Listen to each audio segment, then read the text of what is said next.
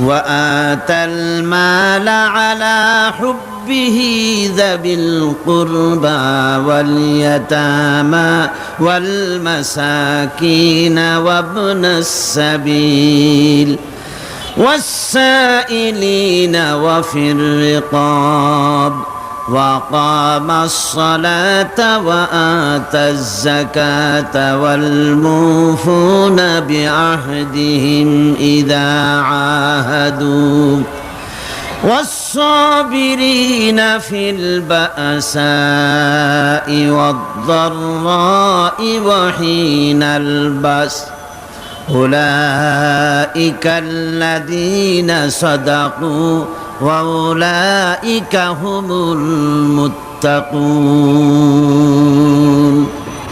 সুপ্রিয় দর্শক, আসসালামু আলাইকুম রাহমাতুল্লাহ। আজকের আলোচনায় থাকবে এমন এক প্রেরণাময় ওয়াজ যা আমাদের হৃদয়কে নাড়া দেবে, মনকে করবে প্রশান্ত। আলোচনা করছেন প্রখ্যাত আলিমে দ্বীন, ইসলামিক চিন্তাবিদ আল্লামা দিলওয়ার হোসেন সাইদি রাহিমাহুল্লাহ। আল্লাহ পাকের প্রেমে উদ্বুদ্ধ হয়ে যারা নিজের প্রাণ প্রিয় সম্পদকে, ধনকে, সম্পদকে যারা এতিম, মিসকিন,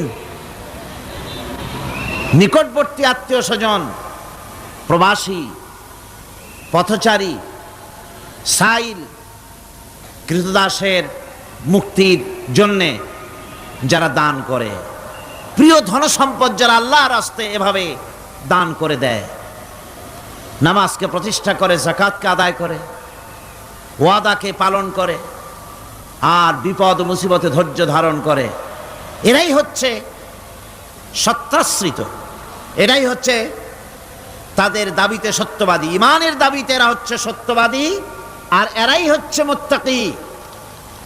আজকে আমি আপনাদের সামনে যে আলোচনাটা করব সেটা হচ্ছে এই ব্যাপারটি। আল্লাহ পাকের মহব্বতে উদ্বুদ্ধ হয়ে যারা এতিম এবং মিসকিনকে যারা দান করে, আত্মীয় স্বজন, গরিব আত্মীয় স্বজন, অসহায় প্রতিবেশী, পথচারী, এদের জন্য যারা সাহায্য করে। কারণ হচ্ছে ইসলাম তো শুধু নামাজ রোজার কথাই বলেনি, ইসলাম মানুষের জীবনের সকল দুঃখ দুর্দশার দিকে লক্ষ্য রেখেছে। যারা বোঝে না তারা ইসলামকে শুধুমাত্র একটি ধর্ম মনে করে, আর ইসলামের যে অর্থনীতি আছে, সমাজনীতি আছে, এটা তারা বুঝতে পারে না। মাছের যেমন পচন ক্রিয়া শুরু হয় তার মাথা থেকে, সমাজের পচন শুরু হয় তেমন রাজনৈতিক নেতৃবৃন্দ, সমাজ নেতৃবৃন্দ এবং এক শ্রেণীর বুদ্ধিজীবীদের মাথা থেকে, তাদের থেকেই সমাজে পচন ক্রিয়া শুরু হয়ে যায়। এই শ্রেণীর লোকদের দাবি হলো ধর্ম আর অর্থনীতি সম্পূর্ণ দুই প্রান্তিক দিকে বাস করে। ধর্ম এক জিনিস আর অর্থনীতি হচ্ছে আর এক জিনিস, রাজনীতি হচ্ছে ভিন্ন জিনিস। তারা জানে না যে ইসলাম হচ্ছে পূর্ণাঙ্গ জীবন বিধান। আল্লাহ পাক বলছেন এই কোরআনকে যারা অনুসরণ করবে তাদের তো খাওয়া পড়ার অভাব হওয়ার কথা না। কোরআনে কারিমে আল্লাহ রাব্বুল আলামিন বলেন, فمن تبع هداي فلا خوف عليهم ولا هم يحزنون। আল্লাহ পাক বলেন এই কোরআনের অনুসরণ যারা করবে, এই কোরআনের আইন যারা মেনে চলবে, কোরআনকে মেনে যারা চলবে, এর শাসন যারা মেনে চলবে, ফালা খাউফুন আলাইহিম, ওদের জন্য কোনো ভয় নাই, ওয়ালা হুম ইয়াহজানুন, ওদের জন্য কোনো চিন্তাও নাই। কিসের ভয় নাই? যেই সমাজে কোরআনের আইন চালু হয়ে যাবে, ওই সমাজের ভিতরে চুরির ভয়, ডাকাতির ভয়, জেনার ভয়, হত্যার ভয়, ধর্ষণের ভয়, লাঞ্ছনার ভয়, গঞ্জনার ভয়, কোনো ভয় থাকবে না। ওয়ালা হুম ইয়াহজানুন, ওই সমাজের মানুষের মনে কোনো চিন্তাও থাকবে না। কিসের চিন্তা থাকবে না? যেই সমাজে কোরআন চালু হয়ে যাবে, কোরআনের আইন দিয়ে সমাজ পরিচালিত হবে, ওই সমাজের মানুষের খাওয়া পড়া, শিক্ষা, চিকিৎসা, বাসস্থানের কোনো চিন্তা থাকবে না। ইসলামী সমাজ তার গ্যারান্টি দেবে। জোরে বলেন সুবহানাল্লাহ, জোরে বলেন আলহামদুলিল্লাহ। এটা আল্লাহ পাকের ওয়াদা। কার ওয়াদা? জোরে কম তো। আল্লাহ পাক ফামান তাবিয়া হুদায়া ফালা খাউফুন আলাইহিম ওয়ালা হুম ইয়াহজানুন, আল্লাহ পাকের ওয়াদা। কিন্তু দুর্ভাগ্য আমাদের, আল্লাহর ওয়াদা বিশ্বাস হয় না। ওই যে প্রথম দিন বলেছিলাম যে ওয়াদার মৌসুম এসে গেছে, ওয়াদার এক বিরাট মৌসুম এসে গেছে। এখন থেকে যত জনসভা হবে শুনতে পারবেন শুধু ওয়াদা আর ওয়াদা। এই সব ওয়াদাগুলি মানুষেরা বিশ্বাস করে, কিন্তু আল্লাহ পাকের ওয়াদা মুসলমান হওয়া সত্ত্বেও মগজে ঢোকে না, মনের মধ্যে বিশ্বাস স্থাপন করতে পারে না। আল্লাহ পাক বলছেন কোরআনকে মানো, কোরআনকে মেনে চলো, তাহলে সমাজ সুন্দর হবে, ভয় থাকবে না, চিন্তা থাকবে না। এই পৃথিবীতে প্রথম দিন থেকেই পৃথিবীতে দুইটা শ্রেণী চলে এসেছে এই পৃথিবীতে। একটা হচ্ছে ধনী আর একটা হচ্ছে দরিদ্র। ধনী আর গরিব আবহমান কাল থেকে এই দুই শ্রেণী চলে আসছে। আদিকাল থেকেই মানুষ এই দুই শ্রেণীর ভিতরে সমতা সৃষ্টির জন্য প্রচেষ্টা চালিয়েছে। দার্শনিকরা চালিয়েছে, বিজ্ঞানীরা চালিয়েছে, এবং এক একজন এক এক ধরনের মতবাদ দিয়ে এই দুই প্রান্তিক অবস্থা থেকে একই সমান্তরালে আনার জন্য চেষ্টা আর কম করেনি। পুঁজিবাদের হাত থেকে রক্ষা পাওয়ার জন্যে সমাজতন্ত্র তৈরি হলো, কমিউনিজম তৈরি হলো। অবস্থা তারা দেখতে পেল সর্বনাশ। আগে তো ছিলাম চোরের বাড়ির সামনে, সব চুরি হয়ে যেত, এখন তো ডাকাতের ঘাটে সেই নৌকা লাগালাম, এখন তো জানও যাবে। সেজন্য সমাজতন্ত্র পৃথিবীকে কিচ্ছু দিতে না পেরে নিজের দেশেই আত্মহত্যা করল। এরপরে আবার বাঁচার জন্য মুক্তবাজার অর্থনীতির নামে সমাজতন্ত্রীরা আবার সেই পুঁজিবাদের দিকে অগ্রসর হওয়ার চেষ্টা চালাচ্ছে। পৃথিবী সাক্ষী, দুনিয়া সাক্ষী, মানুষের তৈরি করা মতবাদ দিয়া পৃথিবীতে কোথাও স্থায়ী কোনো শান্তি আসে নাই। এ কথাটা কি মিথ্যা না সত্য? এ কথা মিথ্যা না সত্য? সুতরাং এই পৃথিবীর বুকে না সমাজবাদ দিয়ে শান্তি হবে, না পুঁজিবাদ দিয়ে শান্তি হবে। পৃথিবীর বুকে শান্তি হতে পারে কেবলমাত্র নবীদের পরিকল্পনার মাধ্যমে। কারণ দার্শনিক বিজ্ঞানীরা যা বলেছেন, পরিকল্পনা দিয়েছেন, সব তাদের মন মস্তিষ্ক প্রসূত। আর আম্বিয়া আলাইহিমুস সালাম যে পরিকল্পনা দিয়েছেন সব আল্লাহ রাব্বুল আলামিনের দেওয়া। নবীদের পরিকল্পনা কার? জোরে চিল্লায় কোন কার? আল্লাহ রাব্বুল আলামিন তাদেরকে পরিকল্পনা দিয়েছেন। সেই পরিকল্পনার ভিত্তিতে তারা আদর্শ সেট করেছেন। মানুষের মধ্য থেকে দুঃখ, দুর্দশা, দারিদ্র, ক্ষুধা সব দূরীভূত হয়েছে, মানুষ সুখ পেয়েছে, সমৃদ্ধ পেয়েছে। ওই হাদিস আপনাদের সামনে আরও বলেছি, অনেক ওলামারা বলেছেন, আপনাদের আবার স্মরণ করিয়ে দিচ্ছি। সেই যে হযরতে খাব্বাব রাদিয়াল্লাহু তাআলা আনহু রাসূল করিম সাল্লাল্লাহু আলাইহি সাল্লামের খেদমতে গিয়ে বলেছিলেন যে আলা তাস্তানসিরু লানা আলা তাদউ লানা, হে রাসূল আপনি কি আমাদের জন্য দোয়া করবেন না? আমরা তো না খেয়ে মরে গেলাম, আমরা তো ক্ষুধার জ্বালায় মরে গেলাম, আমরা তো মার খেতে খেতে শেষ হয়ে গেলাম, আপনি কি আল্লাহর কাছে আমাদের জন্য দোয়া করবেন না?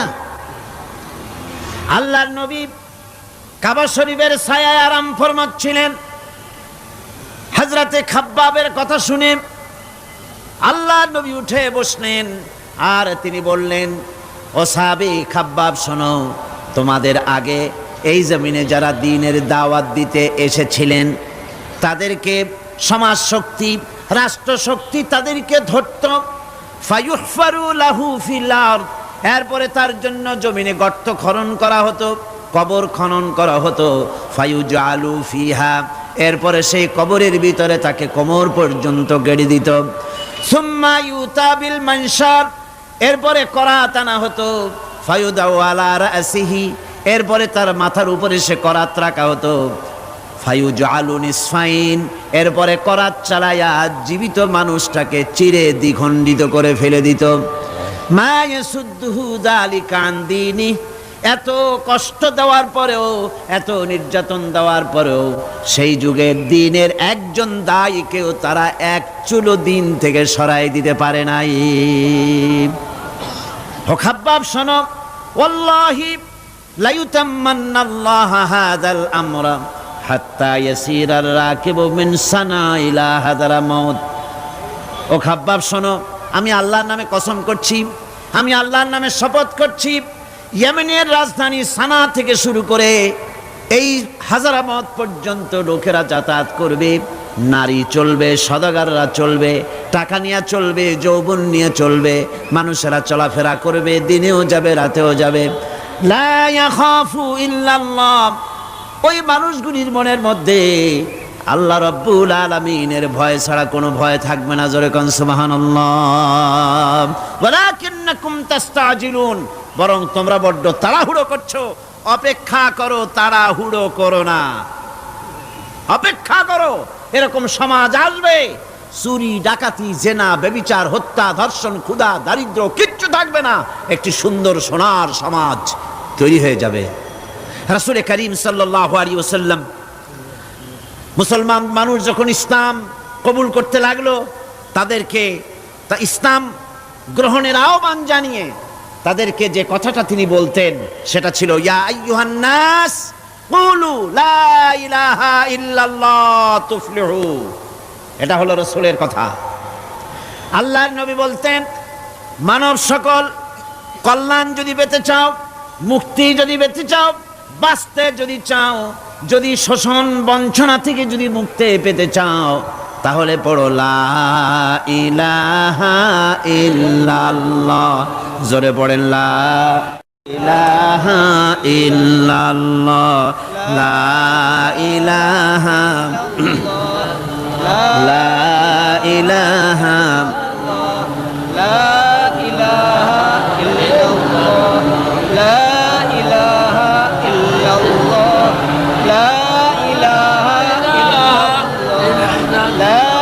লা ইলাহা ইল্লাল্লাহ মুহাম্মাদুর রাসূলুল্লাহ। এই কালেমা পড়ো, এই কালেমা ঘোষণা দাও, এটার অনুসরণ করো, নাজাত পাবে। মানুষের জীবনে প্রকৃত কল্যাণ লাভের পথে দুটি অন্তরায়, দুটি বাধা। তার একটি বাধা হচ্ছে তার ভীতি, ভয়, শক্তিশালীদের ভয়, অত্যাচারীদের ভয়। আর একটা হচ্ছে ক্ষুধা। প্রকৃত কল্যাণ লাভের পথে মানুষের অভাব অনটনের ভয়, ক্ষুধা দারিদ্র্যের ভয় এবং অত্যাচারের ভয়, এই দুইটি ভয় মানুষের মধ্যে সেই প্রথম দিন থেকেই চলে এসেছে। ইসলাম প্রচারের প্রথম অধ্যায় আল্লাহ রাব্বুল আলামিনের বন্দিগির দাওয়াত দিয়ে নবী করিম সাল্লাল্লাহু আলাইহি সাল্লাম বলেছেন, এই ক্ষুধা আর ভয়, এই দুটি জিনিসকে দূর করে দেওয়ার মতো পরিকল্পনা আল্লাহ পাক দিয়েছেন। আজও পৃথিবীতে আমাদের সমাজে এই দুইটা জিনিসেরই ভয়। কয়টা জিনিসের ভয়? একটা হচ্ছে ক্ষুধা, আর একটা হচ্ছে ভীতি। মানুষ সমাজে, বাজারে, স্কুলে, বিশ্ববিদ্যালয়, শিক্ষাঙ্গনে কোনো জায়গায় আরামে বসবাস করতে পারছে না। মাহফিল এসছেন, নিশ্চিন্ত মনে ফিরে যেতে পারবেন। আপনার ছেলে বিশ্ববিদ্যালয়ে পড়াশোনা করছে, জীবন নিয়ে বাড়ি ফিরতে পারবে। আপনার মেয়ে কলেজে গিয়েছে, তার ইজ্জত নিয়ে, সম্ভ্রম নিয়ে ফিরে আসতে পারবে, এ গ্যারান্টি আজ আর কেউ দিতে পারে না। সত্য কিনা বলেন? নবীজির কাছে আল্লাহ রাব্বুল আলামিন কোরআনে কারীমের আয়াত নাজিল করলেন, নবীজিকে শোনায় দিলেন। এই দুটো জিনিসের গ্যারান্টি ইসলাম দিচ্ছে, আল্লাহ পাক দিচ্ছেন। তা হলো এই ফালইয়াবুদু রাব্ব হাযাল বাইত। ক্ষুধার সময় যদি খেতে চাও, ক্ষুধার সময় যদি পেট পুড়ে খেতে চাও, আর বিপদের সময় যদি নিরাপত্তা চাও, আরামে যদি ঘুমাতে চাও, তাহলে কি করো? ফালইয়াবুদু রাব্ব হাযাল বাইত, এই ঘরের মালিকের ইবাদত করো। কোন ঘর? আল্লাহর ঘর। এই ঘরের মালিক কে? আল্লাহ সুবহানাহু ওয়া তাআলা। এই ঘরের মালিকের ইবাদত করলে কি হবে? আল্লাহ রাব্বুল আলামিন বলেন, আল্লাযী আত'আমাহুম মিন জু'ইন ওয়া আমানাহুম মিন খাউফ। এ ঘরের মালিকের ইবাদত করলে পরে তিনি ক্ষুধার সময় খেতে দিবেন, আর ভীতির সময় তোমাদেরকে নিরাপত্তা দান করবেন। যদি পেট ভরে খেতে চাও, আল্লাহর ইবাদত করো, গোলামি করো। আর যদি তোমরা বিপদের সময় নিরাপত্তা লাভ করতে চাও, তাহলে তোমাদেরকে সেই আল্লাহ পাকের ইবাদত করতে হবে। সমস্ত রকমের বিপদ থেকে, মুসিবত থেকে, ভয় থেকে তিনি তোমাদেরকে আশ্রয় দিবেন। সুতরাং আল্লাহর প্রতি ঈমান আনতে হলে শুধু সেজদা দেওয়াই যথেষ্ট নয়। এখানে আল্লাহ পাক বলছেন কোরআনে কারীমের ভেতরে, তিনি যে পরিকল্পনা দিয়েছেন তা হচ্ছে এই, শুধু সেজদা দিলেই কাজ হবে না, শুধু পূর্ব পশ্চিমে কতবার মাথা ঘুরলে এটাই যথেষ্ট নয়, বরং সমাজের এতিম, মিসকিন, বিধবা, অনাথ, অনাথিনী, ঋণগ্রস্ত যে সমস্ত মানুষ আছে তাদের সাহায্য করতে হবে, তাদের সাহায্যে এগিয়ে আসতে হবে। অন্যথায় আল্লাহ এবং তার দ্বীনের প্রতি ঈমান মিথ্যা বলে প্রমাণিত হবে। নামাজের ভিতরে আমরা সূরা মাউন পড়ি, কি বলা হচ্ছে সেখানে? আরাআইতাল্লাযী ইউকাযযিবু বিদ্দীন ফাযালিকাল্লাযী ইয়াদুল ইয়াতীম ওয়ালা ইয়াহুদ্দু আলা তুআমিল মিসকিন। দ্বীন ইসলাম তথা বিচারের দ্বীনকে অস্বীকার করেছে যে সে লোকটি সম্পর্কে কি তুমি বিবেচনা করেছো? সে কোন লোকটি? যে লোকটি এতিমকে গলা ধাক্কায় দেয়, মিসকিনদেরকে খেতে দেয় না, পরস্পরকে মিসকিনকে খাবারের ব্যাপারে উৎসাহিত করে না, এতিমকে গলা ধাক্কা দেয়। এই জন্য পরকালকে অস্বীকার করলো, এই জন্য ইসলামকে অস্বীকার করলো, এই জন্য দ্বীনকে অস্বীকার করলো। এরপরে সে নামাজ পড়ুক, রোজা রাখুক, তার নামাজ, রোজা, হজ, যাকাতের গুরুত্ব বহন করবে না। কিয়ামতে যে সব লোক জাহান্নামে যাবে তার মধ্যে দুটি কারণ হবে সবচেয়ে বড়। একটা হচ্ছে আল্লাহর প্রতি ঈমান না আনা, আর একটা হচ্ছে এতিম মিসকিনদেরকে খেতে না দেওয়া। এদের শাস্তি কিরকম হবে? আল্লাহ রাব্বুল আলামিন বলেন, যারা এতিম মিসকিনদেরকে খেতে দিবে না, গলায় ধাক্কা দিবে, তাদের সঙ্গে দুর্ব্যবহার করবে, আল্লাহ পাক বলেন তাদের অবস্থা কি হবে শোনো। খুযূহু ফাগুল্লুহু সুম্মাল জাহিমা সাল্লুহু। বলা হবে ধরো, এই লোকটারে ধরো, আর তাকে, তার গলায় ফাঁস লাগাও, তাকে জাহান্নামে নিক্ষেপ করো। নাউযুবিল্লাহি মিন যালিক। আর এরপরে তাকে 70 হাত 70 গজ শিকল দিয়ে তাকে বেঁধে ফেলো, তাকে জাহান্নামে নিক্ষেপ করো। কারণটা কি? কারণ হলো ইন্নাহু কানা লা ইউমিনু বিল্লাহিল আযীম ওয়ালা ইয়াহুদ্দু আলা তুআমিল মিসকিন। গলায় ফাঁস লাগায়া 70 হাত শিকল দিয়া বাঁধা জাহান্নামে নিক্ষেপ করো, কারণ সে আল্লাহর উপর ঈমান আনে নাই, আর এতিমদেরকে, মিসকিনদেরকে খাবারের ব্যাপারে পরস্পরকে উৎসাহিত করে নাই, নিজেও খাওয়ায় নাই, আরো একজনকে উৎসাহিতও করে নাই। কিয়ামতে জাহান্নামে যারা যাবে, জাহান্নামে যাওয়ার যতগুলি কারণ থাকবে তার মধ্যে দুটি কারণ বড়। বলেন কয়টা কারণ বড়? আল্লাহ পাক বলতেছেন জাহান্নামীদেরকে প্রশ্ন করা হবে, ইয়াতাসাআলুনা আনিল মুজরিমিন মা সালাকাকুম ফি সাকার। জাহান্নামীদেরকে প্রশ্ন করা হবে, জাহান্নামে আসছো কেন, কি অপরাধ করে আসছো? ক্বালু লাম নাকু মিনাল মুসাল্লিনা ওয়া লাম নাকু নুতঈমুল মিসকিন। তারা বলবে যে আমরা নামাজ পড়তাম না আর মিসকিনদেরকে খেতে দিতাম না। কত বড় মারাত্মক অপরাধ লক্ষ্য করুন। নামাজ না পড়া আর মিসকিনদের খেতে না দেওয়া। জাহান্নামে যাওয়ার যত কারণ, তার মধ্যে শ্রেষ্ঠ দুটি কারণ হচ্ছে এই যারা নামাজ পড়বে না, এতিম মিসকিনদেরকে খেতে দিবে না, এবং পরস্পরকে এতিম মিসকিনকে খেতে দেওয়ার ব্যাপারে উৎসাহিত করবে না, কিয়ামতে তারা জাহান্নামে যাবে। কোথায় যাবে? খোদ রাসূলে কারীম সাল্লাল্লাহু আলাইহি ওয়াসাল্লামকে লক্ষ্য করে আল্লাহ রাব্বুল আলামিন বলেন, নবীজি আপনি এতিমদের সঙ্গে সদ্ব্যবহার করবেন, এতিমদের ব্যাপারে আপনি দায়িত্ব পালন করবেন।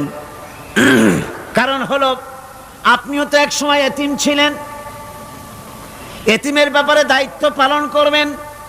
কোরআনে কারীমে রব্বুল আলামিন বলেন, আলাম ইয়াজিদকা ইয়াতীমান ফাআওয়া। ও নবী, আমি কি আপনাকে এতিম অবস্থায় পাই নাই? আর তারপরে আমি কি আপনাকে আশ্রয় প্রদান করিনি? আপনাকে আমি এতিম অবস্থায় পেয়েছি, এরপরে আপনাকে আশ্রয় দিয়েছি। রাসূল তো এতিমদের সর্দার। পৃথিবীর কোন এতিম যেন বলতে না পারে, নবীজি আমার ব্যাপারে কি বলবেন, আমি তো এতিম মানুষ, আর তিনি আমার ব্যাপারে কিভাবে আমার দরদ বুঝবেন। নবীজিকে আল্লাহ পাক কেমন এতিম বানালেন, সমস্ত দুনিয়ার এতিমদের সর্দার বানালেন। মায়ের পেটে যখন তিনি ছিলেন, 6 মাসের সময় মায়ের পেটে থাকাকালীন বাপের এতিম হয়ে গেলেন। যখন প্রসব বেদনা শুরু হয়েছে মায়ের, দুনিয়ায় যখন তিনি আসবেন, হযরতে আমেনা ঘরের ভিতরে বসে তার অবস্থাটা কি? এই সন্তান পৃথিবীতে আসতে পারে, যিনি সবচাইতে বেশি খুশি হবেন তিনি তো আজ দুনিয়ায় নাই। মনের ভিতরে কত কষ্ট। আল্লাহ রাব্বুল আলামিন তার হাবিবকে দুনিয়া আনলেন। রাসূলের দাদা ঘরের সামনে তাঁবুর সামনে দাঁড়ায়া তায়েফ থেকে আগত সাদিয়া গোত্রের লোকদেরকে বলতেছেন, এই ঘরের ভিতরে একটা এতিম বাচ্চা আছে, বেশি টাকা করি দেওয়া যাবে না, যদি দয়া হয় নিয়ে যাও। গরিব মানুষ, এতিম মানুষ দেখে শুনে কেউ আর নিতে চায় না।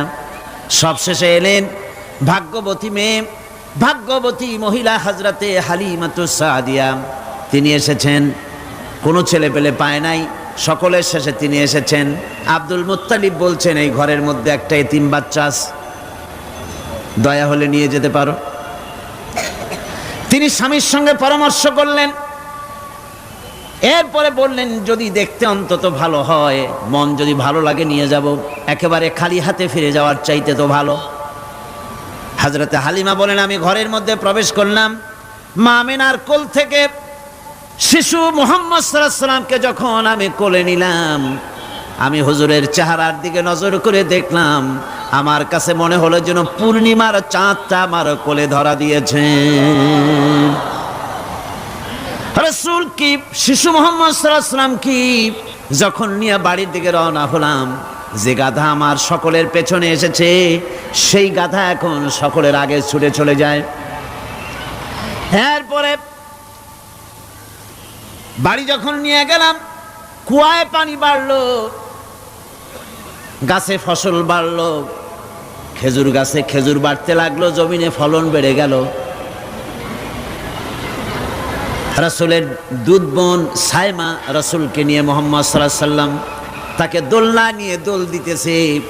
কি আশ্চর্য অবস্থা! সাইমা তাকে দোল দিচ্ছে আর বলতেছে, বেঁচে থাকুক মুহাম্মদ সাল্লাল্লাহু আলাইহি ওয়াসাল্লাম, সে দীর্ঘজীবী হোক। কবি লিখতেছেন, কি আশ্চর্য কথা! বেদুইন বালিকা কারে নিয়ে দোল দেয় সে কি তা জানে? বিশ্বনবী মুহাম্মদ রাসূলুল্লাহ সাল্লাল্লাহু আলাইহি ওয়াসাল্লাম এভাবে এতিম অবস্থায় জীবন তার শুরু হলো। যখন তিনি ফিরে এলেন 6 বছর বয়সের সময়, যখন মায়ের কাছে তিনি ফিরে এসেছেন, প্রতিদিন তিনি খেলা দেখতে যান ময়দানে।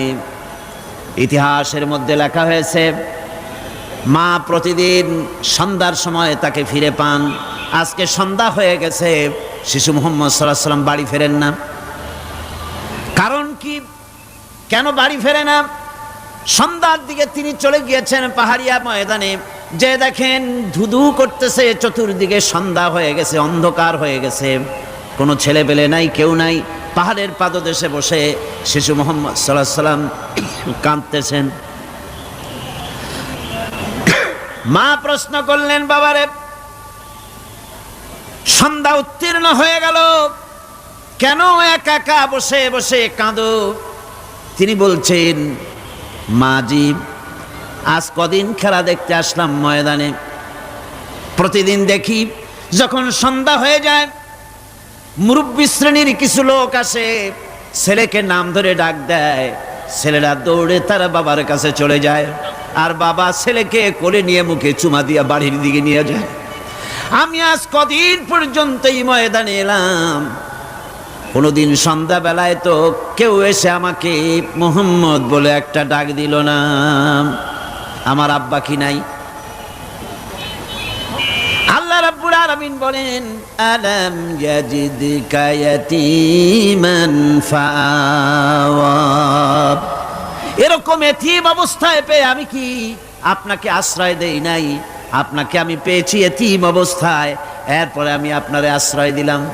ওয়া ওয়াজাদাকা দাল্লান ফাহাদা। এরপরে আমি আপনাকে পথ হারা পেলাম, আমি আপনাকে পথের দিশা দিয়া দিলাম। ওয়া ওয়াজাদাকা আইলান ফাআগনা। এরপরে আমি আপনাকে দরিদ্র অবস্থায় পেয়েছি, তারপরে আমি আপনার দারিদ্র মুক্ত করেছি আপনাকে। সুতরাং ফাআম্মাল ইয়াতীমা ফালা তাকহার ওয়া আম্মাস সাইলা ফালা তানহার ওয়া আম্মা বিনি'মাতি রাব্বিকা ফাহাদ্দিস। সুতরাং নবী, এতিমের প্রতি নির্মম ব্যবহার করো না, এতিমের প্রতি ভালো ব্যবহার করো, নির্মমতা দেখাইও না। আর ভিক্ষুককে ধমক দিও না, রূঢ়তা দেখিও না, আর আল্লাহর নিয়ামতের প্রশংসা করো। বহুত মানুষ আছে এতিমরে গলায় ধাক্কা দেয়। মানুষ যখন ভিক্ষা নিতে আসে, গরিব মানুষ ভিক্ষা চাইতে আসছে, ওই মেয়ে আত্মাহিত জানো, দোয়া কুনুত জানো, বাড়ি যেয়ে কাজ করবা, এই সব আজে বাজে কথা বলিয়া ভিক্ষা দেয় না। সায়েলকে ধমক দিতে রাসূল করিম সাল্লাল্লাহু আলাইহি ওয়াসাল্লাম নিষেধ করেছেন, সায়েলকে ধমক দিও না। গাড়িতে বসে যাচ্ছেন সাহেব, ট্রাফিক মোড়ে যখন সিগন্যাল জ্বললো, গাড়িগুলি দাঁড়ায় গেল, ফকির এসেছে, হাত নাই পাও নাই, বুড়া মানুষ, একটা পয়সা বার করে না। আবার এই মানুষটি ওই ফকিরকে ধমক দিয়া বার করে দিল। এরপরে এই লোকটি যখন কোনো মাজারের কাছে পৌঁছে গেল, 500 টাকার কড়কড়ে নোটটা ফেলে দিল। বলেন টাকা দরকার কার? মরা মানুষের না জিন্দা মানুষের? কার দরকার? যার টাকা দরকার ছিল তারে দেওয়া হলো না, যার দরকার নাই তারে দেওয়া হলো। এরপরে লোকটা না খেয়ে যখন মারা গেল, পথের ফকির, রাস্তার ফকির, না খেয়ে মারা গেছে। এরপরে তার কাফনের কাপড় নাই, লোকটাকে রাস্তার উপরে শোয়াইয়া একটা ছেঁড়া কাপড় দিয়ে ঢেকে রেখেছে। বড় লোকেরা, সাহেবরা তখন গাড়ি দাঁড় করে আর 5টা টাকা 2টা টাকা করে তার লাশের উপরে মারতেছে। এটা মানবতার এর চাইতে লাঞ্ছনা, মানবতার জন্য এর চাইতে গঞ্জনা আর কিছুই হতে পারে না। মানবতার প্রতি লাঞ্ছনা, এর থেকে আর দুর্গতি কি হতে পারে? বেঁচে থাকার সময় 1টা টাকা আপনি দিলেন না, মরে যাওয়ার পর বিদায় হয়েছে বালাই, এখন দেওয়া শুরু করেছে। আমার বন্ধুগণ, এজন্য এতিমের প্রতি দরদ করার জন্য আল্লাহ পাক কোরআনের ভিতরে পরিষ্কার বলেছেন। রাসূল করিম সাল্লাল্লাহু আলাইহি ওয়াসাল্লাম নিজে এতিম ছিলেন, আর এতিমের প্রতি তার এত দরদ ছিল, একবার তিনি ঈদের দিকে নামাজ পড়ার জন্য যাচ্ছেন, প্রতিমধ্যে দেখেন একটা বাচ্চা ছেলে কাঁদতেছে। এই রাস্তায় কত মানুষ গেল, কেউ দাঁড়ালো না থমকে, বাচ্চার ক্রন্দন কাউকে থামাইতে পারলো না। কিন্তু বিশ্ব নবী, দয়ার নবী রাহমাতুল লিল আলামিন বাচ্চার কান্না দেখে পাও বাড়াতে পারলেন না।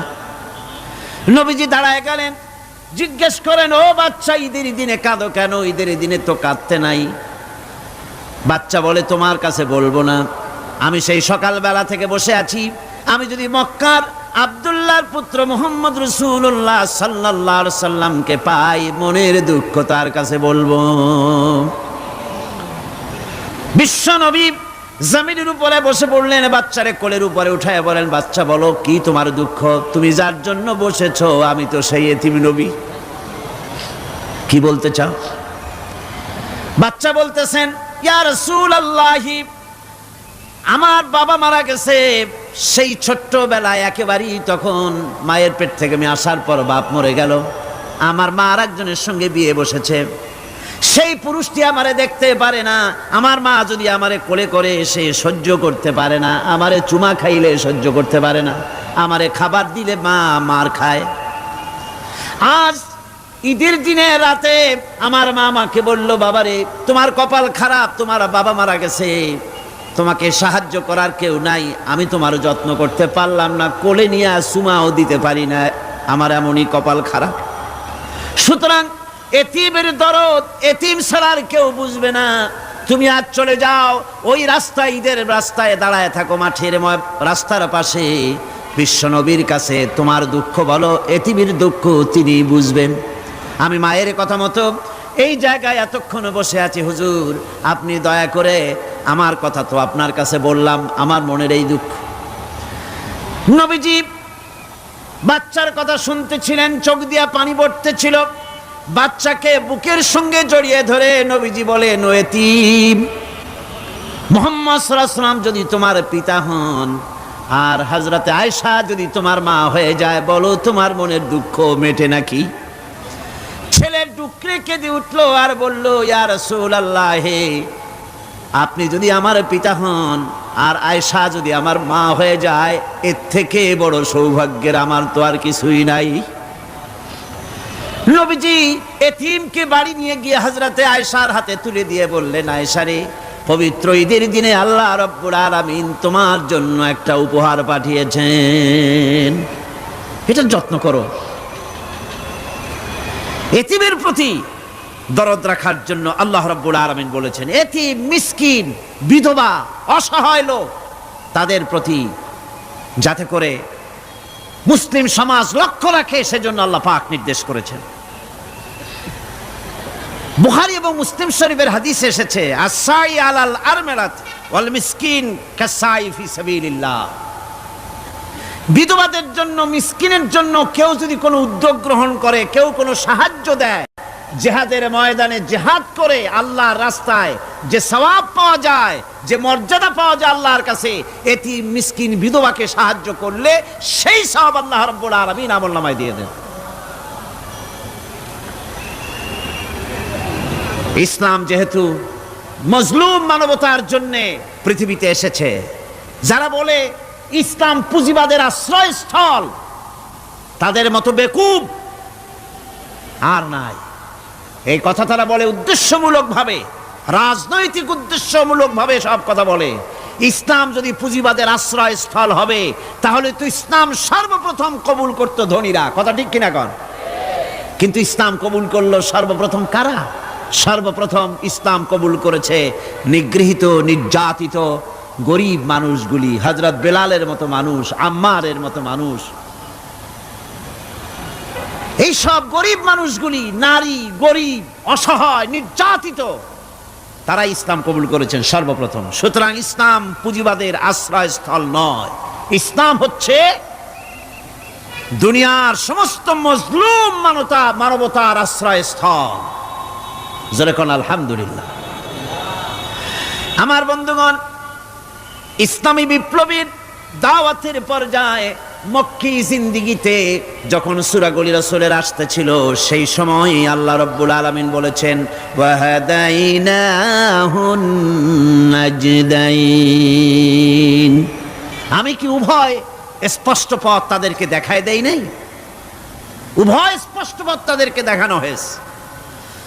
ফালাকতাহামাল আকাবাতা ওয়া মা আদরাকা মাল আকাবা ফাক্কু রাকাবা।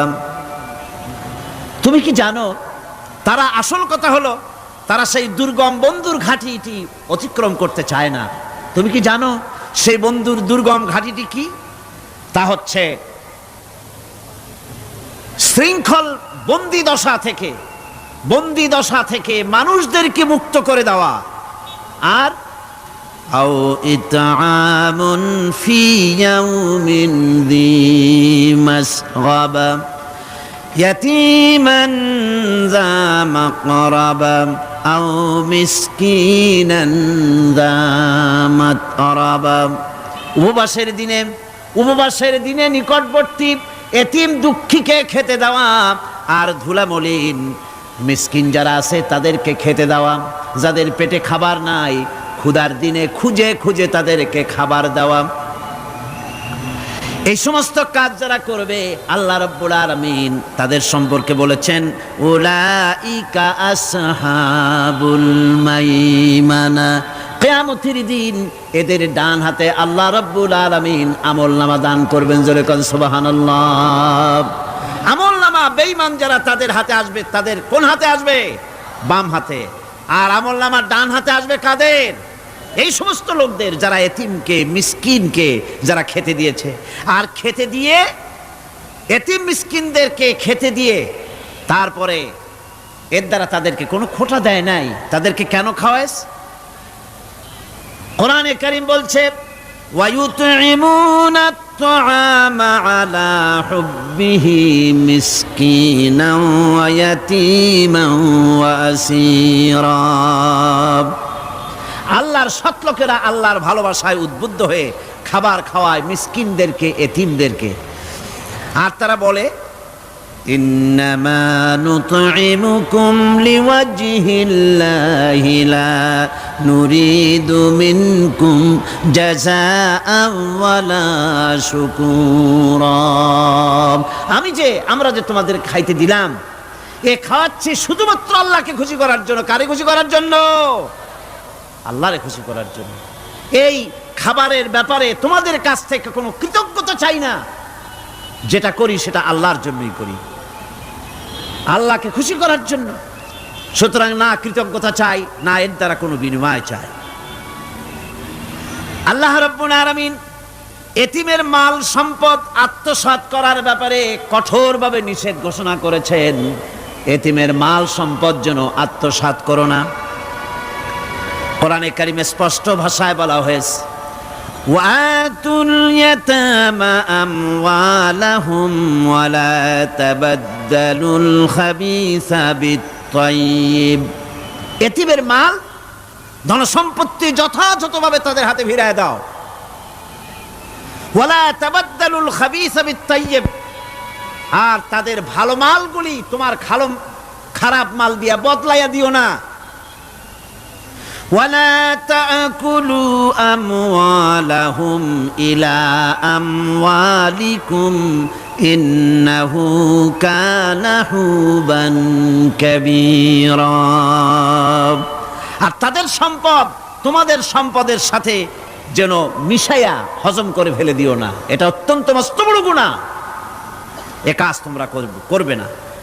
এতিমের ধন সম্পত্তি সাধারণত মামা এবং চাচাদের হাতে থাকে, ঠিক কিনা? কথা বোঝেন কিনা? এতিমের সম্পদ থাকে তাদের কাছে, মামা আর চাচাদের কাছেই বেশিরভাগ থাকে। এতিম তো ছোট্ট মানুষ, বড় হতে সময় লাগে। এই ফাঁকে তার ভালো মালগুলি নিয়ে তার বদলে নিজের পচা মাল রেখে দেয়, অথবা তার ভালো সম্পত্তিটা নিজের সম্পত্তির সাথে মিলাইয়া একাকার করে ফেলে দেয়। আল্লাহ রাব্বুল আলামিন কঠোরভাবে নিষেধ করেছেন, খবরদার এই কাজটি করবা না। যারা এমন কাজ করে, এতিমের মাল যারা নষ্ট করে, এতিমের মাল যারা খায়, তাদের সম্পর্কে আল্লাহ পাক বলছেন ইন্নাল্লাযীনা ইয়াকুলুনা আমওয়ালাল ইয়াতামা যুলমান ইন্নামা ইয়াকুলুনা ফি বুতুনিহিম নারা ওয়া সায়াসলাউনা সাঈরা। অন্যায়ভাবে এতিমের মাল যারা ভক্ষণ করে তারা তো এতিমের মাল খায় না, বরং পেটের মধ্যে তারা আগুন ঢুকায়। পেটের মধ্যে কি ঢুকায়? ওয়াসায়াসলাউনা সাঈরা। আর অচিরেই এদেরকে জাহান্নামে নিক্ষেপ করা হবে। কোথায় নিক্ষেপ করা হবে? জাহান্নামে। যারা এতিমের মালকে ভক্ষণ করে, এতিমের মাল নষ্ট করে, এতিমের হক নষ্ট করে, তাদের জায়গা জাহান্নাম। আর এতিমের মাল যারা খায় তারা যেন আগুন খায়। কি খায়? এতিমের ধন সম্পদ হজমকারীদের ব্যাপারে তাদের যে বিরাট হীনমন্যতা কাজ করে, এজন্য আল্লাহ পাক বলতেছেন কাল্লা বাল্লা তুকরিমুনাল ইয়াতীম। না, কখনোই নয়। আসল ব্যাপার হচ্ছে তোমরা হীনমন্যতার কারণে এতিমকে সম্মান দাও না, এতিমকে মর্যাদা দাও না। ওয়ালা তাহাজ্জুনা আলা তাআমিল মিসকিন। আর মিসকিনদেরকে তোমরা পরস্পরকে খেতে দেওয়ার জন্য তোমরা উৎসাহিত করো না, নিজেরাও খাওয়াও না, অন্যদেরকেও সে পথে উৎসাহিত করো না। এই যে কাজগুলি তোমরা করো, এটা মস্ত বড় অপরাধ। আল্লাহ রাব্বুল আলামিন এতিমের মাল সম্পর্কে আরো বলছেন ওয়ালা তাকরাবু মালাল ইয়াতীম ইল্লা বিল্লাতি হিয়া আহসান হাত্তা ইয়াবলুগা আশুদ্দাহু। আল্লাহ পাক বলছেন এতিমের মালের নিকটবর্তীও হবে না যতক্ষণ পর্যন্ত তারা যৌবন প্রাপ্ত না হয়, বুদ্ধি শুদ্ধি না আসে, ততক্ষণ পর্যন্ত এতিমের মালের কাছে যাবে না। হ্যাঁ যাবে, মালটাকে রক্ষণ করার জন্য, রক্ষণাবেক্ষণ করার জন্য, মালগুলি খাওয়ার জন্য না। এতিমদের ব্যাপারে আল্লাহ পাক এভাবে সতর্ক করেছেন। মানুষ যখন, বাচ্চাগুলি যখন এতিম হয়ে যায়, বাচ্চা বেঁচে থাকতে, বাচ্চার বাপ মা বেঁচে থাকতে বাচ্চারে কোলে নেয়। দেখবেন বড় লোকের ছেলে দেখতে ভালো দেখা যাচ্ছে না, নাকে ময়লা, তাতে ময়লা, তারপরেও বড় লোক, সেই জন্য বাচ্চাটারে কোলে নেয়। ইচ্ছা করে না, তারপরেও তারে খুশি করার জন্য কোলে নেয়। করে না কিরকম? এরকম করে। বাপ মা বেঁচে আছে তখন চাচাতে মামুতে ভাগ্নাকে ভাতিজাকে আদর করে কোলে নেয়, ঘাড়ে নেয়, চুমা খায়। আর যখন বাপ মা মরে গেল, বাপ যখন মারা গেল, এই ছোট্ট বাচ্চাটি চাচার দিকে ফ্যালফ্যাল করে তাকায়, মায়ের দিকে তার মামার দিকে ফ্যালফ্যাল করে তাকায়, একটি বারের জন্য কোলে নিয়ে তখন আর আদর করে না। মনের মধ্যে তখন দুর্বিসন্ধি থাকে, এই বাচ্চা মরুক অথবা তার সম্পদ যা আছে সম্পদগুলিকে লুটপাট করে নেয়। দেখেন এবার মিলান কথার সাথে আল্লাহ পাকের লাইসাল বিররা আন তুওয়াল্লু ওয়ুজুহাকুম কিবালাল মাশরিকি ওয়াল মাগরিব। পূর্ব পশ্চিমে কত মাথা ঘুরালে, কত সেজদা দিলে, এটাই কিন্তু পুণ্যবান হওয়ার জন্য বড় কথা নয়। বরং শর্তই হলো আগে যা বলেছি সেগুলি। আর শর্ত হলো এতিম মিসকিনদেরকে, বিধবাদেরকে, অসহায়দেরকে সাহায্য করতে হবে। এগুলি করলে তাহলে তুমি মুমিন বলে প্রমাণিত হবে, তুমি সৎ ব্যক্তি, ভালো মানুষ, নেককার, পুণ্যবান বলে আল্লাহ পাকের দরবারে তুমি প্রমাণিত হবে। আমি এই বিষয়ের উপরে রাত প্রায় অনেক হয়ে গিয়েছে, 9:45 মতো। অনেক দূর থেকে আপনারা আসেন, কাজী আমি আলোচনা আজকে আর বাড়াবো না। মোনাজাতের জন্য বসেন, এক্ষুনি মোনাজাতের জন্য দাঁড়ানো ভাইরা সব বসে পড়েন। আল্লাহুম্মা আমিন। রব্বানা যালামনা আনফুসানা ওয়া ইন লাম তাগফির লানা ওয়া তারহামনা লানাকুনান্না মিনাল খাসিরিন। রব্বানা লা তুযিগ কুলুবানা বা'দা ইয হাদাইতানা ওয়া হাব লানা মিন লাদুনকা রাহমাতান ইন্নাকা আনতাল ওয়াহ্হাব। হায় আল্লাহ তাআলা, এই বিশাল জনসমুদ্র নিয়ে তোমার দরবারে হাত তুলেছি পবিত্র মেরাজের রজনীতে। হায় আল্লাহ, তুমি দয়া করে মেহেরবানি করে আমাদের আলোচনা, দুরুদ সালামের সওয়াব আমাদের বিশ্ব নবী, তোমার প্রিয় হাবিব জনাবে মুহাম্মদ রাসূলুল্লাহ সাল্লাল্লাহু আলাইহি ওয়াসাল্লামের রূহ মুবারকে পৌঁছায়া দাও। সমগ্র বিশ্বের মাটির নিচে যত মুমিন মুমিনাত শুয়ে আছেন তাদের আরো আর পরে সওয়াব পৌঁছায় দাও। আমাদের মা বাপ যাদের দুনিয়া থেকেই বিদায় হয়ে গেল, আল্লাহ কবরগুলিকে জান্নাতের টুকরায় পরিণত করে দাও। রব্বির হামহুমা কামা রব্বায়ানি সগীরা। পড়েন সবাই, রব্বির হামহুমা কামা রব্বায়ানি সগীরা। আয় আল্লাহ তাআলা, বহু মানুষ দোয়া চেয়েছি, কতজনের কত কষ্ট, কেউ হসপিটালে আছে, কারো অপারেশন হবে, কেউ বা মরে গেছে, কেউ বা মামলা মোকদ্দমায় আছে, কেউ বা পারিবারিক অশান্তিতে আছে। আল্লাহ যিনি যেই নিয়তে দোয়া চেয়েছে মেহেরবানি করে সেই নেক নিয়ত তোমার দরবারে কবুল করে নাও। বিপদগ্রস্ত লোকগুলিরে বিপদ থেকে বাঁচাইয়া দাও। আয় আল্লাহ রাব্বুল আলামিন, এই মাহফিলে লক্ষ লক্ষ জনতা সমুদ্রের ঢেউর মতো চতুর্দিক থেকে আসতে থাকে। তুমি আর তোমার কোরআন আর তোমার রসুল ছাড়া কোনো স্বার্থ কারো মনে নাই। কাউরে রিক্সা ভাড়া দেওয়া হয় না, ট্রাক ভাড়া, বাস ভাড়া কাউকে দেওয়া হয় না। এক লোকমা খানাও এখানে পায় না, তাবাররুক বা সিন্নি বিতরণও হয় না। আয় আল্লাহ, নিঃস্বার্থভাবে এই লোকগুলি যাতায়াত করে। আল্লাহ তোমার কোরআনের বরকতে সকলকে তুমি গুনাহ মুক্ত করে দাও। আয় আল্লাহ তাআলা, যাতায়াতটা আসান করে দিও, যাতায়াতের পথে কারো যেন কোনো বিপদ না হয়ে যায়। আয় আল্লাহ তাআলা, বাড়ি ঘর ফালায় আসে, বাড়ি ঘর তোমার ফেরেশতা দিয়ে তুমি হেফাজত করো।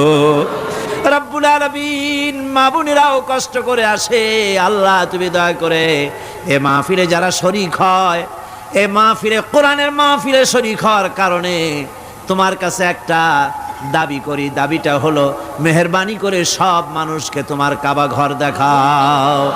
যারা উপস্থিত হয়েছে সকলকে তোমার হাবিবের রওজায় গিয়া সালাম দেওয়ার তৌফিক দাও।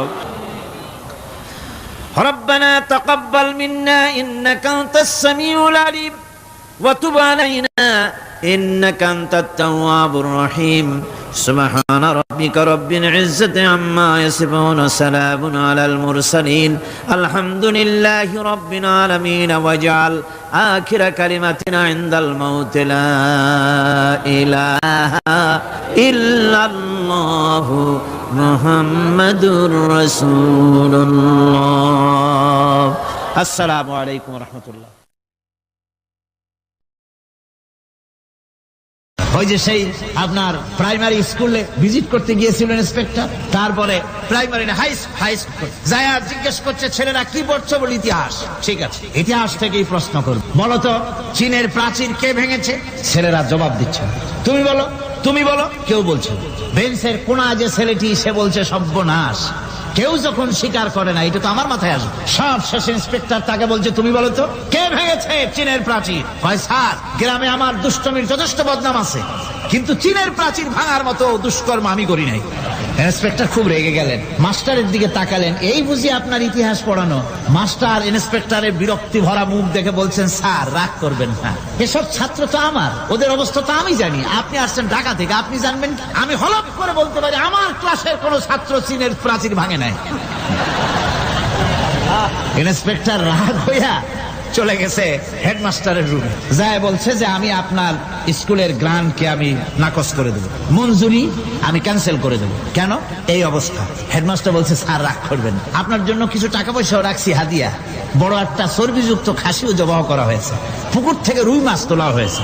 তারপরেও আমার ছাত্ররা, টিচাররা বলার পরেও যদি আপনার সন্দেহ হয়ে থাকে যে আমার ছাত্ররাই ভাঙছে, তো ওই আপনি অসন্তুষ্ট হবেন না, রাগ করবেন না। স্যার, ওই প্রাচীর ভাঙতে যা খরচ লাগে আমি কিছু খরচ দেবো, তো আপনি রাগ করেন। এখন চিন্তা করেন, স্কুলের ছাত্র থেকে শুরু করে হেডমাস্টার পর্যন্ত জ্ঞানের বহর। তো বলতেছিলাম, আপনি আমি ওজন স্তরে ফাটল ধরিয়েছি, তার অর্থ এই নয় যে আপনারা গিয়ে ওখানে কুড়াল মারিয়ে ওটারে ভাঙছেন। তাহলে ওটা কি হয়েছে? কোরআনে কারিমে রব্বুল আলামিন বলেন, ওয়ামা সাবাকুম মিন মুসিবাতিন ফাবিমা কাসাবাত আইদিকুম ওয়া ইয়াফু আন কাসীর। যত বিপদ তোমাদের উপর আরোপিত হয়, সমস্ত বিপদ তোমাদের দুই হাতের কামাই করা। কে বলছেন? আল্লাহ পাক। ওজন স্তরে ফাটল ধরেছে, এটা বিপদ। বিশ্বের সমস্ত মানব সভ্যতা সৃষ্টি জগতের জন্য বিপদ। এই বিপদের জন্য দায়ী পৃথিবীর মানুষ। কিরকম? সেটা হচ্ছে গাড়ির পেছন থেকে যে কালো ধোঁয়া বের হয়, কল কারখানার চিমনি থেকে যে কালো ধোঁয়া বের হয়, এই কালো ধোঁয়াগুলি, তারপরে সমস্ত কেমিক্যাল উইপেন সেগুলি যে টেস্ট করা হয়, তার রিয়াকশন ইত্যাদি, এই কালো ধোঁয়া এবং সমস্ত মারণাস্ত্রগুলি এক্সপেরিমেন্ট করার সমস্ত এই রিয়াকশন সবগুলি গিয়ে ওই ওজোন স্তরে ফাটল ধরিয়ে দিয়েছে, আস্তে করে পাতলা হয়ে এটা ফেটে গিয়েছে, অতি বেগুনি রশ্মি আসা শুরু করেছে। এটাকে বন্ধ করার জন্য বিজ্ঞানীরা আজ মরিয়া হয়ে গিয়েছে। ইনশাআল্লাহ আল্লাহ পাক তার বিজ্ঞানীদের মানুষের মাথায় বুদ্ধি এনে দিবেন, রিপেয়ারও হয়ে যাবে ইনশাআল্লাহ। সবাই বলেন ইনশাআল্লাহ। তাহলে বললাম কেন এই কথাটা? এই জন্য বললাম যে কোরআনে কারীমের মধ্যে আল্লাহ রাব্বুল আলামিন সব কথা বলে দিয়েছেন, কোনো কথা বাদ রাখেন নাই। পাহাড়গুলি ভেঙে আমরা ক্ষতি করতেছি, গাছগুলি কেটে আমরা ক্ষতি করতেছি, প্রকৃতির ভারসাম্য নষ্ট করে দিচ্ছি, ফলে সমুদ্রের পানি স্ফীত হচ্ছে, ভূমিকম্প বাড়তেছে, ঘূর্ণিঝড় হচ্ছে, টর্নেডো হচ্ছে, পৃথিবী বিধ্বস্ত হয়ে যাচ্ছে, ক্লাইমেটের পরিবর্তন আসছে। আজকে পৌষ মাস, এটা কি মাস? কত তারিখ? দেখেন বাংলা ভাষাকে কত মহব্বত করি। যদি বলি আজকে ডিসেম্বরের কত তারিখ, গড় গড় করে মুখস্থ হয়ে যাবে। বাংলারে খুব ভালোবাসি, মাসটার তারিখ বলতে পারলাম না, দুঃখিত। এই হলো আমাদের ভালোবাসা। আজকে পৌষ মাসের অর্ধেকও শেষ হয়ে যাচ্ছে, অথচ মনে হচ্ছে শীত যেন তার শ্বশুর বাড়ি বেড়াতে গেছে। এই যে অবস্থা, এই অবস্থা শুধু বাংলাদেশে নয়, গোটা পৃথিবীতে ক্লাইমেটের একটা বিরাট পরিবর্তন আসতেছে, একটা বড় রকমের পরিবর্তন আসতেছে। এর কারণ হচ্ছে এই পৃথিবীর মানুষেরা নিজেরাই প্রকৃতির ভারসাম্যকে নষ্ট করে দিয়েছে। এই ভারসাম্য নষ্ট হওয়ার কারণে আবহাওয়ার পরিবর্তন হচ্ছে, সামুদ্রিক জলোচ্ছ্বাস বাড়তেছে, ভূমিকম্প, আগ্নেয়গিরি ইত্যাদি হচ্ছে এবং পৃথিবীর মানুষ বিধ্বস্ত হচ্ছে। বলতেছিলাম এই কোরআনে কারীমের মধ্যে আল্লাহ পাক সব কথা বলে রেখেছেন। যদি জানতাম, বুঝতাম, তাহলে এই অবস্থার সৃষ্টি হতো না। এটা বিজ্ঞানের বই নয়, রাজনীতির বই নয়, সমাজনীতির বই নয়, বরং সমস্ত নীতিমালার উচ্চ, জ্ঞানের উচ্চ হচ্ছে আল কোরআন। জ্ঞানের উচ্চ কি? আরো জোরে বলেন, জ্ঞানের উচ্চ কি? আল কোরআন। পবিত্র কোরআনে এমন এমন ঘটনা আল্লাহ পাক বলেছেন যা ষষ্ঠ শতাব্দীর দুনিয়া এ সম্পর্কে কিছুই জানতো না।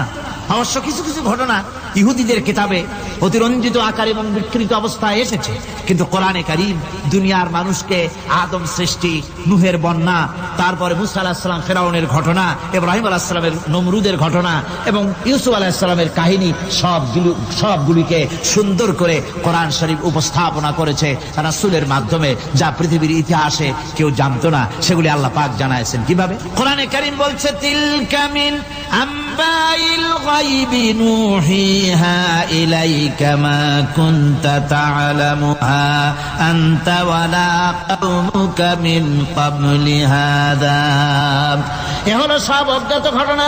সমস্ত ঘটনাগুলি আল্লাহ পাক তার হাবিবকে শুনিয়ে বলে দিলেন, সব অজ্ঞাত ঘটনা যা তুমি জানতে না, তোমার কোনো জানা ছিল না, আমি ওহীর মাধ্যমে তোমাকে সব জানাইছি।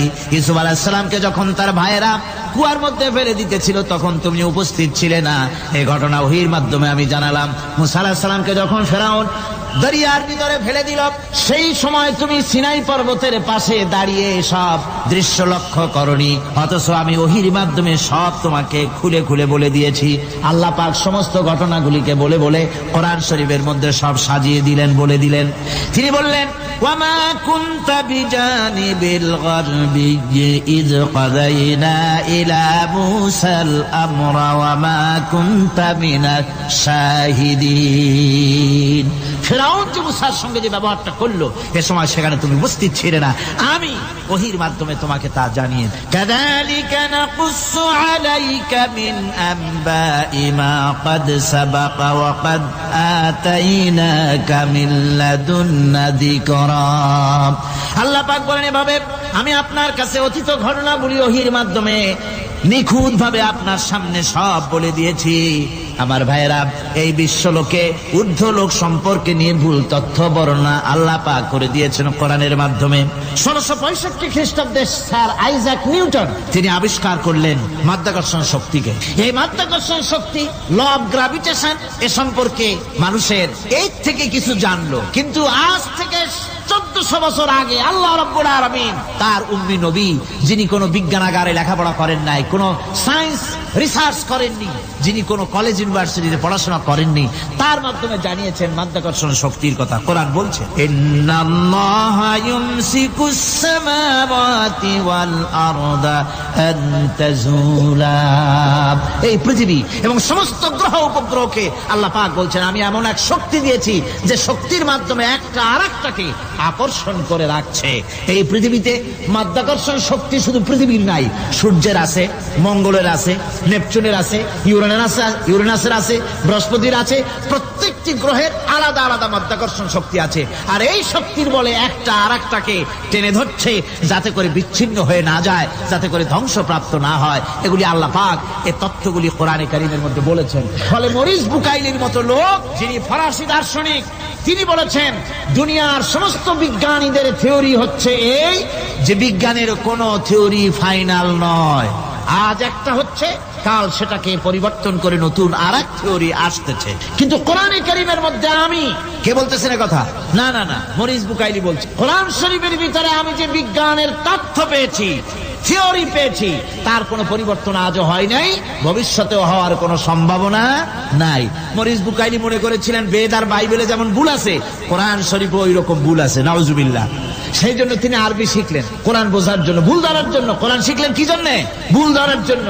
আর এমন শেখা শিখছেন, ওই আরবি শিক্ষা মানে আমাদের দেশের লোকদের মতো আনাকুম জানাকুম শেখে নাই, ভালো করেই শিখছে, ভালো করেই মুখস্থ করেছেন, তার ভালো করে আরবি শিখেছেন, তারপরে কোরআন শরীফ পড়েছেন, তারপরে তিনি এ কোরআন পড়ে তেলাওয়াত করে বুঝে এরপরে তিনি বই লিখেছেন the Bible, the Quran and science. এই বইয়ের মধ্যে তিনি পরিষ্কার লিখেছেন, কোরআন পড়লাম, এর ভিতরে একটা নকতা দেওয়ার, একটা কলমের ফোঁটা দেওয়ার জায়গা কারো নাই। কোরআন নিঃসন্দেহে মহান স্রষ্টা আল্লাহ রাব্বুল আলামিনের মানুষের বানানো কিতাব, এটা হতে পারে না।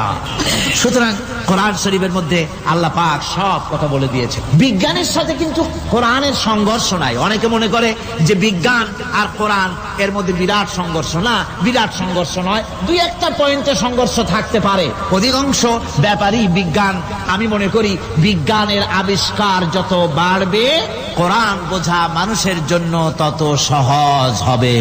এটা আমার ধারণা, এটা আমার ধারণা।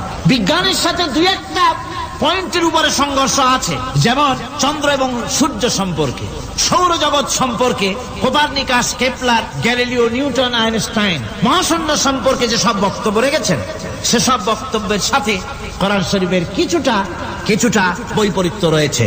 যেমন কেউ বলেছেন সূর্য ঘোরে, পৃথিবী স্থির, কেউ বলে সূর্যের চতুর্দিকে পৃথিবী ঘোরে, কেউ কয় চন্দ্র ঘোরে, কেউ কয় আমরা কি আর বসে থাকি, আমরাও ঘুরি। কিন্তু আসলে ঘোরেটাকে কে ঘোরে, এ ফয়সালা কে দেবে?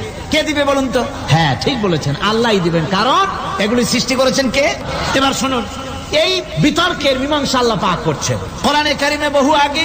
গ্যালিলিও, কেপলার, কোপারনিকাস, এদের বলার অনেক আগে বিশ্বনবী জনাবে মুহাম্মদ রাসূলুল্লাহ সাল্লাল্লাহু আলাইহি ওয়াসাল্লাম তিনি বলে দিয়েছেন, আল্লাহর কথা তিনি বলেছেন, লাশ-শামসু ইয়ামবাগি লাহা আন তুদরিকাল কামারা ওয়ালাল-লাইলু সাবিকুন নাহার ওয়া কুল্লুন ফি ফালাকিন ইয়াসবাহুন।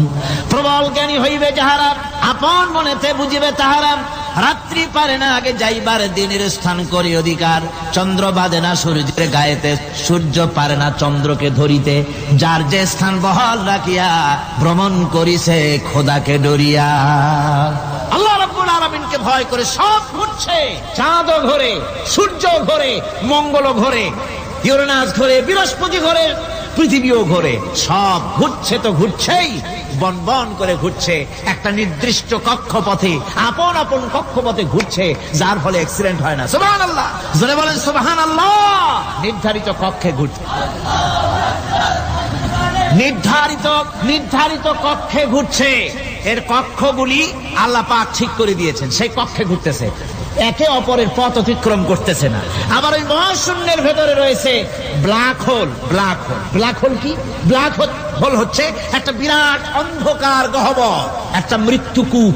এত বড় বিরাট ব্ল্যাক হোল মহাশূন্যে আছে, বিজ্ঞানীরা হয়রান হয়ে গেছে, তার এত বড় শক্তি। সে শুধু তারা খায় না, কোন তারকা ঘুরতে ঘুরতে যদি তার কাছে এসে যায় তারাকে খেয়ে ফেলে। কোন আলো যদি কাছে আসে, আলো শুষে নিতে নিতে আলো যার থেকে এসেছে সেটাকেও শেষ করে ফেলে। এ ধরনের একটা দারুণ আকর্ষণীয় শক্তি তার মধ্যে আল্লাহ সৃষ্টি করেছেন।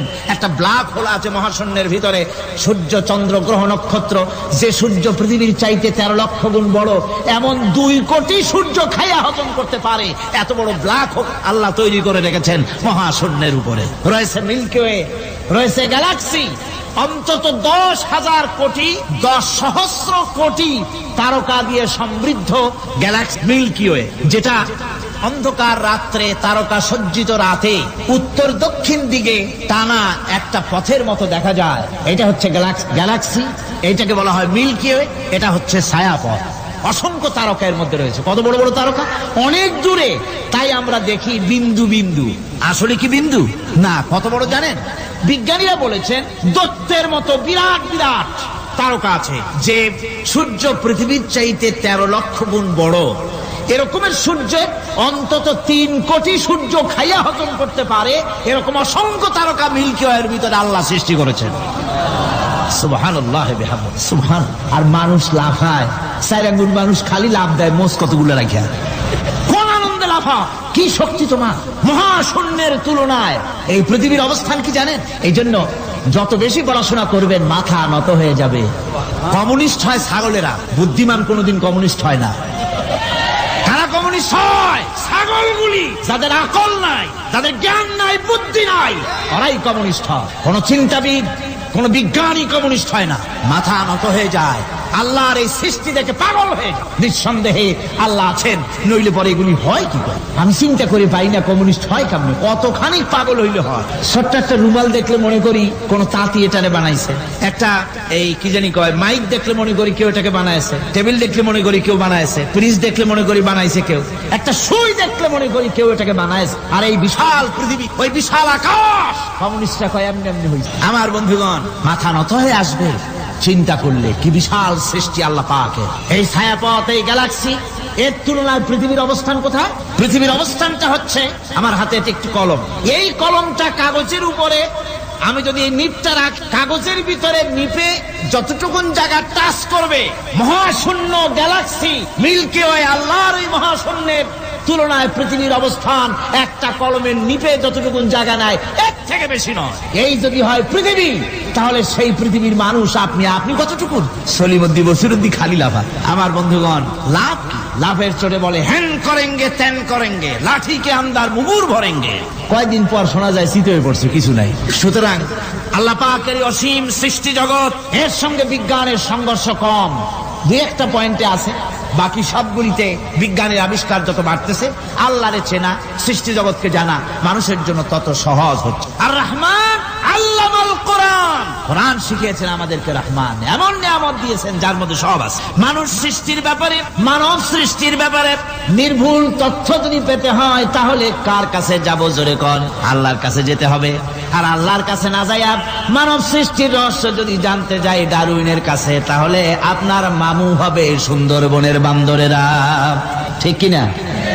বান্দরেরা হবে মামু, সিম্পাজি ওরাং ওটাং হবে আপনার নানার দাদা। তার কারণ ডারউইন সাহেব বলেছেন মানুষ এর পূর্বপুরুষ হলো বাঁদর, সিম্পাজি, ওরাং ওটাং, এটা হলো তার থিওরি অফ ইভলিউশন। বিবর্তনবাদের থিওরি পেশ করতে গিয়ে তিনি বলেছেন মানুষ হলো বান্দরের জাত। আরে বেটা, তুই বান্দরের জাত। নিজের লেজ কাটিয়া সকলের লেজ কাটা আরম্ভ করতে যাচ্ছে। কি পাগলের পাগল, মানুষ হয়েছে বান্দরের জাত। আশ্চর্য কথা। কেমনে কইলে? তো বললো যে সিম্পাজি দেখছে, তো সে সিম্পাজি দেখে তার মনে হয়েছে যে মানুষ ওইরকমই তো দেখা যায়, তো মানুষ বুঝি বান্দর থেকেই আসছে। আমি বলি পৃথিবীতে এমন পাগল আমি কোনোদিন দেখিও নাই, শুনিও নাই যে কোনো পাগল পাবদা মাছ দেখে বলেছে যে এটা হচ্ছে বোয়াল মাছের পূর্বপুরুষ। টাকি মাছ দেখে কোন ছাগলেও বলেছে আজ পর্যন্ত যেটা হলো শোল মাছের পূর্বপুরুষ। পুঁটি খাইতে খাইতে আস্তে আস্তে বিরাট শোলে পরিণত হয়ে গেছে, কোন পাগলেও বলেন। আচ্ছা, মেনে নিলাম ডারউইন সাহেবের থিওরি, মেনে নিলাম 1 সেকেন্ডের জন্য যে বান্দর থেকেই মানুষ হয়েছে। এখনো তো বানর প্রজাতি আছে না, শেষ হয়ে গেছে? আছে কিনা? তাহলে সুন্দরবনে যান, যে দেখুন কোন বাঁদর কি এ পর্যন্ত দেখা গেছে যে কোমর পর্যন্ত মানুষের মতো হয়ে গেছে। আর একটু দুধ আর পনির আর একটু এই শুটকি মাছ, লোট্টা ফিশ খাওয়াইলে আর কদিনের মধ্যে এই বান্দরটা মানুষ হয়ে যাবে। হয়েছে এরকম? বাঁদরের 12 আনা মানুষ হয়ে গেছে, 14 আনা মানুষ হয়ে গেছে, আর অল্প একটু বাকি। এরকম দেখা গেছে কোথাও? দেখা যায়নি। এগুলি পাগলামি কথা। পাগলাম। মানুষ বানর থেকে আসেনি, মানুষ ওরাং ওটাং থেকে আসেনি, মানুষ সিম্পাজি থেকে আসে। মানুষ এসছে কোত্থেকে? এটা জানতে হলে, এই নির্ভুল তথ্য জানার জন্য আসতে হবে কোরআনের কাছে। কার কাছে? আল্লাহ রাব্বুল আলামিন তার হাবিবের মুখ থেকে মানব সৃষ্টি রহস্য তিনি উদ্ঘাটন করে দিয়েছেন। তিনি বলেছেন, দুনিয়াবাসীকে শুনিয়েছেন, ফালয়ানজুরিল ইনসানু মিম্মা খুলিকা মিম্মা ইন দাফিকিন ইয়াখরুজু মিন বাইনিস সুলবি ওয়াত তারাইব। আল্লাহ পাক বলেন, মানুষ কি তার সৃষ্টি রহস্য দেখে না? কেমনে তাকে আমি সৃষ্টি করেছি? মায়ের বক্ষ পিঞ্জর থেকে, বাপের পৃষ্ঠ থেকে সবেগে নির্গত এক ফোঁটা নাপাক পানি দিয়ে আমি আল্লাহ মানুষকে সৃষ্টি করেছি। বান্দর থেকে নয়, ওরাংউটাং থেকে নয়, সিম্পাজি থেকে নয়, মানুষের অরিজিন মানুষ। আদম থেকে তোমরা জন্মগ্রহণ করেছো, আদম এসেছে মাটি থেকে, তোমরা এসেছো আদম থেকে। সুবহানাল্লাহ বিহামদি। এটাই হলো মানব সৃষ্টি রহস্যের কথা আল্লাহ পাক বলে দিয়েছে। অন্যত্র আল্লাহ বলেন, ইন্না খালাকনাকুম মিন তুরাবিন সুম্মা মিন নুতফাতিন সুম্মা মিন আলাকাতিন সুম্মা মিন মুদগাহ। নিষ্প্রাণ মাটি থেকে তোমার উৎপত্তি হয়েছে, আর এই নিষ্প্রাণ মাটি দিয়ে তোমাকে তৈরি করা হয়েছে। এগুলি মাতৃগর্ভের ভিতরে গিয়া নাপাক পানি ফোঁটা জমাট রক্ত হয়েছে, গোশত হয়েছে, তারপরে মানুষের আকৃতি দিয়েছি, আর এরপরে বাচ্চার আকারে মায়ের পেট থেকে আমি আল্লাহ মানুষ করে তোমাকে বের করেছি। সুতরাং মানব সৃষ্টি রহস্যের কথা বিজ্ঞানের সাথে যেটা সাংঘর্ষিক হবে কোরআনের সাথে, আমরা সেটা মানতে পারি না। আমাদেরকে মানতে হবে মূল জ্ঞানের কিতাবটা। মূল জ্ঞানের কিতাব কোনটা? জোরে কন্ত কোনটা? এখানে সব কথা আল্লাহ আল কোরআন। কোরআন শিখিয়ে মানুষকে আল্লাহ পাক সবচাইতে বড় দয়া করেছেন, এর থেকে বড় দয়ার হয় না। কোরআন শিখিয়েছেন আমাদের, যার মধ্যে সমস্ত তথ্যের কথা আল্লাহ পাক বলেছেন। The universe and doctor Einstein বইয়ের ভিতরে লেখা হয়েছে যে একদিন এমন হবে যখন ধীরে ধীরে সূর্য তার আলো হারিয়ে ফেলবে, চন্দ্র নিষ্প্রভ হয়ে যাবে, আর পৃথিবী আস্তে আস্তে তার গতি হারিয়ে ফেলবে। একথা আজকের বিজ্ঞানীরা অথবা আজ থেকে কয়েক বছর আগের বিজ্ঞানীরা একথা বলছেন। কিন্তু রাসূল করিম সাল্লাল্লাহু আলাইহি ওয়াসাল্লামের মুখ থেকে আজ থেকে 1400 বছর আগে, যিনি বিজ্ঞানাগারে মোটেও পড়াশোনা করেন, লিখতে জানেন না, পড়তে জানেন না, সই করতে জানেন, বিজ্ঞান আজ যে কথা বলছে সেই কথা 1400 বছর, 1500 বছর আগে রাসূল করিমের মুখ থেকে আল্লাহ পাক বলছেন। কোরআনে কারীম বলছে, ইয়াসআলু আইয়ানা ইয়াউমুল কিয়ামাহ ফাইদা বারিকাল বাসারু ওয়া খাসাফাল কামারু ওয়া জুমিআশ শামসু ওয়াল কামার। হে রাসূল, রাসূলের কাছে জিজ্ঞাসা করে কিয়ামত কবে হবে? আল্লাহ পাক বলেন, বলে দিন যেদিন চন্দ্র তার আলো হারিয়ে ফেলবে, যেদিন সূর্য তার আলো হারিয়ে ফেলবে, আর চন্দ্র আর সূর্য সব একাকার হয়ে যাবে। প্রিয় দর্শকবৃন্দ, আজকের আলোচনাটি এখানেই শেষ করলাম। আশা করি আপনাদের হৃদয়ে স্পর্শ করেছে এই ওয়াজটি। নিয়মিত এমন আলোচনা পেতে আমাদের সাথেই থাকুন। আল্লাহ হাফেজ। আসসালামু আলাইকুম ওয়া রাহমাতুল্লাহ।